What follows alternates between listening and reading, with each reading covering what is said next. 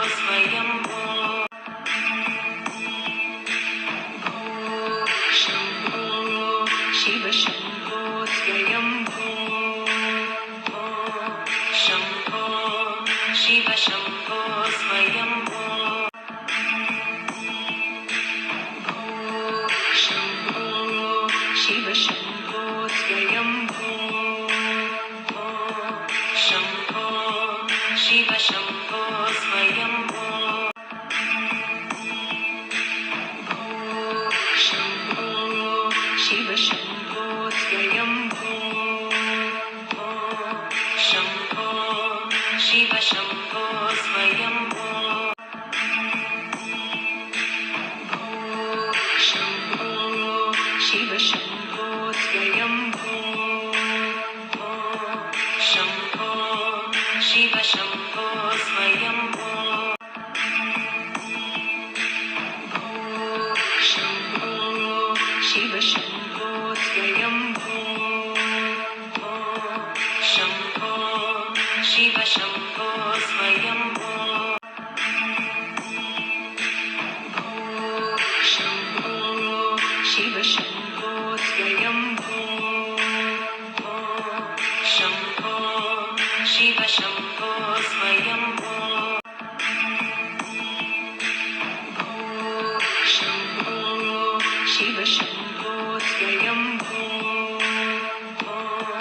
शम्भो शिव शम्भो स्वयम्भो शम्भो शिव शम्भो स्वयम्भो शम्भो शिव शम्भो स्वयम्भो शम्भो शिव शम्भो स्वयम्भो शम्भो शिव शम्भो स्वयम्भो शम्भो शिव शम्भो स्वयम्भो शम्भो शिव शम्भो स्वयम्भो शम्भो शिव शम्भो स्वयम्भो शम्भो शिव शम्भो स्वयम्भो शम्भो शिव शम्भो स्वयम्भो शम्भो शिव शम्भो स्वयम्भो शम्भो शिव शम्भो स्वयम्भो शिव शम्भो स्वयम्भो നന്ദീശ്വരൻ വാഴുന്ന നാലാമത്തെ ശിവാലയ ക്ഷേത്രമായ തിരുനന്ദിക്കര ക്ഷേത്രത്തിലാണ് നമ്മളിപ്പോൾ ഉള്ളത്. എന്തായാലും ഇവിടുത്തെ വിശേഷങ്ങൾ നമുക്ക് നോക്കാം. നന്ദിയാറിന്റെ കരയിലാണ് തിരുനന്ദിക്കര ശിവക്ഷേത്രം സ്ഥിതി ചെയ്യുന്നത്. കേരളീയ ശില്പകലയിൽ തീർത്തിട്ടുള്ള ഈ ക്ഷേത്രത്തിൽ നന്ദി മണ്ഡപത്തിന് മുകളിലായി നവഗ്രഹങ്ങളും 27 നക്ഷത്രങ്ങൾക്ക് കണക്കാക്കി 27 ഗണദ്വാരങ്ങളും ക്ഷേത്രത്തിനുള്ളിൽ കാണാൻ സാധിക്കും. शिव शम्भो स्वयम्भो शम्भो शिव शम्भो स्वयम्भो शम्भो शिव शम्भो स्वयम्भो പരമശിവൻ നന്ദികേശ്വരനായിട്ടാണ് ഇവിടെ അനുഗ്രഹവർഷം ചൊരിയുന്നത്.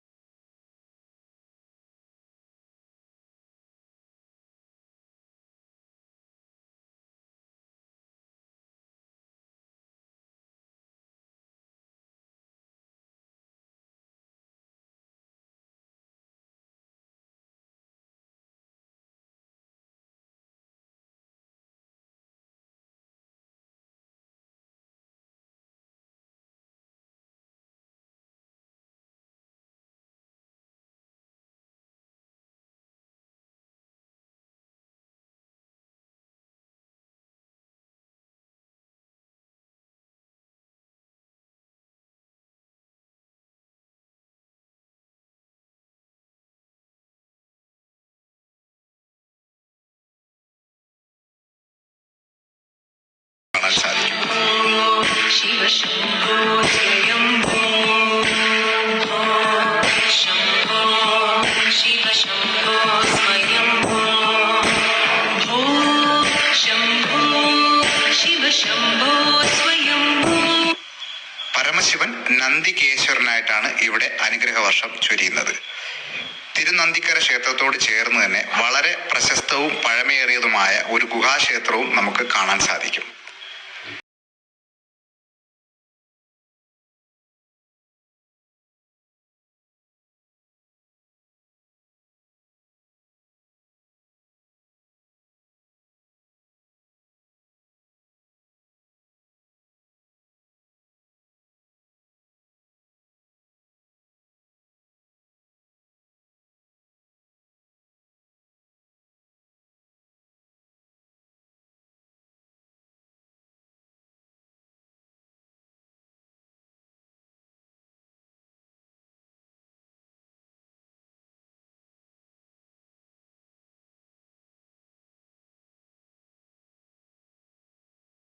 ത്തിനടുത്ത് തന്നെയുള്ള പൊന്മന എന്ന സ്ഥലത്താണ് അഞ്ചാമത്തെ ശിവാലയ ക്ഷേത്രം സ്ഥിതി ചെയ്യുന്നത്.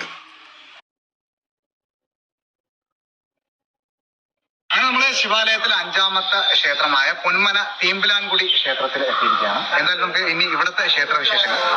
പാണ്ഡ്യ രാജവംശവുമായി വളരെയധികം ബന്ധം പുലർത്തിയിരുന്ന ഒരു ക്ഷേത്രമായിരുന്നു പൊന്മന തീമ്പിലാൻകുടി ക്ഷേത്രം എന്ന് തെളിവുകൾ പറയുന്നു. പൊന്മന ക്ഷേത്രത്തിലെ പരമശിവൻ തീമ്പിലാദിവാസൻ എന്ന നാമത്തിലാണ് അറിയപ്പെടുന്നത്. शिव शम्भो स्वयम्भो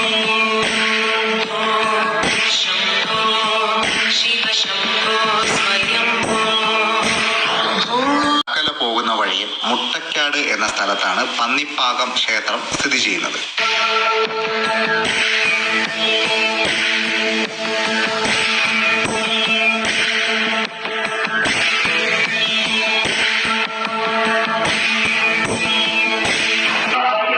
ശിവാലയത്തിലെ ആറാമത്തെ ക്ഷേത്രമായ പന്നിപ്പാകം കിരാതമൂർത്തി ക്ഷേത്രത്തിലെത്തിയിരിക്കുകയാണ്. അർജുനൻ ശിവനിൽ നിന്നും പാശുപതാസ്ത്രം നേടിയ കഥയുമായി ഈ ക്ഷേത്രത്തിന്റെ ഐതിഹ്യം ബന്ധപ്പെട്ട് കിടക്കും. കാലന് പോലും കാലനായ ദേവൻ, അതായത് കാലകാലനായ പരമശിവനുമായിരുന്ന പത്മനാഭപുരത്താണ് ഏഴാമത്തെ ശിവാലയ ക്ഷേത്രം സ്ഥിതി ചെയ്യുന്നത്. ഇന്നത്തെ തക്കലയ്ക്കടുത്താണ് പത്മനാഭപുരം എന്ന സ്ഥലം. രാജകീയമായ തലയെടുപ്പോടുകൂടി കാലകാലന്റെ ക്ഷേത്ര ഗോപുരത്തിന് മുന്നിലായുള്ള ശിവാലയ ക്ഷേത്രക്കുളം. ഒൻപതാമത്തെ ശിവാലയമായ തിരുവിടയ്ക്കോട് ക്ഷേത്രം തിരുവനന്തപുരം നാഗർകോവിൽ. കാലന് പോലും കാലനായ ദേവൻ, അതായത് കാലകാലനായിട്ടാണ് പരമശിവൻ ഇവിടെ കുടികൊള്ളുന്നത്.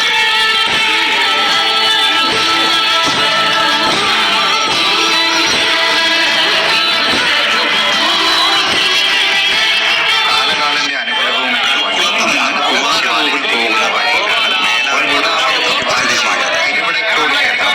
തിരുവനന്തപുരം നാഗർകോവിൽ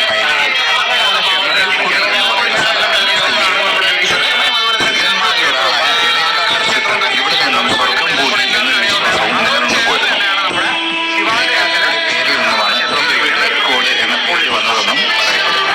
ചടയപ്പരുടെ ദർശനവും നടത്തി നമുക്ക് ഇനി 10ാമത്തെ ശിവാലയമായ തിരുവിതാംകൂട് പോകാം. ഇവിടെ കുടികൊള്ളുന്നു. അതിൽ നിന്നും കേരളപുരം വഴി നമുക്ക് തിരുവിതാംകൂട്ടിൽ എത്തിച്ചേരാം. കാലകാലന്റെ അനുഗ്രഹവും ഏറ്റുവാങ്ങി തിരുവിടയ്ക്കോട് ക്ഷേത്രം തിരുവനന്തപുരം നാഗർകോവിൽ ഹൈവേയിൽ ഇല്ലുക്കുറി എന്ന് പറയുന്ന സ്ഥലത്താണ് സ്ഥിതി ചെയ്യുന്നത്. ശിവാലയത്തിന്റെ 9ാമത്തെ ക്ഷേത്രമായ തിരുവിടയ്ക്കോട് കഴിഞ്ഞ് നമ്മളിപ്പോ 10ാമത്തെ ക്ഷേത്രമായ തിരുവിതാംകൂട് മഹാദേവ ക്ഷേത്രത്തിൽ എത്തിയിരിക്കുകയാണ്. പരശുപാണി എന്നാണ് തിരുവിതാംകൂട്ടിലെ പരമശിവൻ അറിയപ്പെടുന്നത്. ശിവനും വിഷ്ണുവും ഈ ക്ഷേത്രത്തിൽ കുടികൊള്ളുന്നു. ആയി രാജവംശവുമായി ഈ ക്ഷേത്രത്തിന് ബന്ധമുണ്ടായിരുന്നുവെന്ന് പറയുന്നു.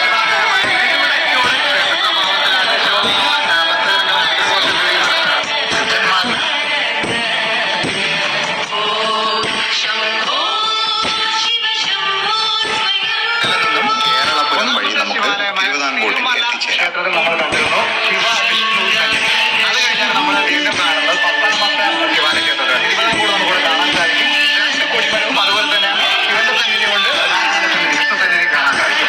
സാധാരണ ഭഗവാന്റെ ഇടതുഭാഗത്തായിട്ടാണ് മഹാവിഷ്ണു സന്നിധി കാണാൻ സാധിക്കും. ഇവിടെ ഭഗവാന്റെ ശിവാലയത്തിന്റെ 9ാമത്തെ ക്ഷേത്രമായ തിരുവിടയ്ക്കോട് കഴിഞ്ഞ് നമ്മളിപ്പോ പരശുപാണിയുടെ അനുഗ്രഹവും വാങ്ങി നമുക്ക് 11ാമത് ശിവാലയമായ തൃപ്പന്നിക്കോടിലൂടെ പരശുപാണി തിരുവിതാംകൂട് നിന്നും കോഴിപ്പോർവിള വഴി ശിവനും വിഷ്ണുവും ഈ ക്ഷേത്രത്തിൽ അവിടെ തന്നെയാണ് ആയിരകോട് വംശവുമായി ഈ ക്ഷേത്രത്തിന് ബന്ധമുണ്ടായിരുന്നുവെന്ന്.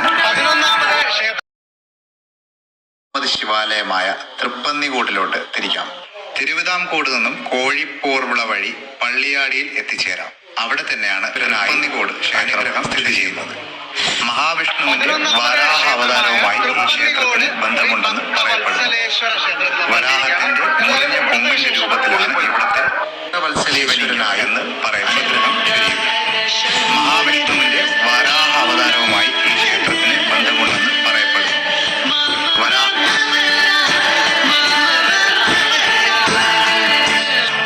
ഭക്തവത്സലേശ്വരന്റെ അനുഗ്രഹവും വാങ്ങി നമുക്ക് 12ാമത് ശിവാലയത്തിലോട്ടിരിക്കാം. 12ാമത് ശിവാലയമായ മാർത്താണ്ഡം പോകുന്ന വഴിയിലാണ്. പന്നിയോടിനും അടുത്തായിട്ട് മാർത്താണ്ഡം പോകുന്ന വഴിയിലാണ്. 12ാമത് ശിവാലയ ക്ഷേത്രമായ നട്ടാലം മഹാദേവ ക്ഷേത്രത്തിൽ എത്തിയിരിക്കുകയാണ്. ഇവിടെ കുറച്ച് വിശേഷങ്ങളുണ്ട്. നമുക്ക് ആദ്യം ഇവിടെ വന്ന് ശിവക്ഷേത്രത്തിൽ പോകാം. 12ാമത് ശിവക്ഷേത്രം, അതായത് 12ാമത് ശിവാലയത്തിൽ നമുക്ക് പോകാം. നമുക്ക് ആദ്യം ഇവിടെ ദർശനം കഴിഞ്ഞിട്ട്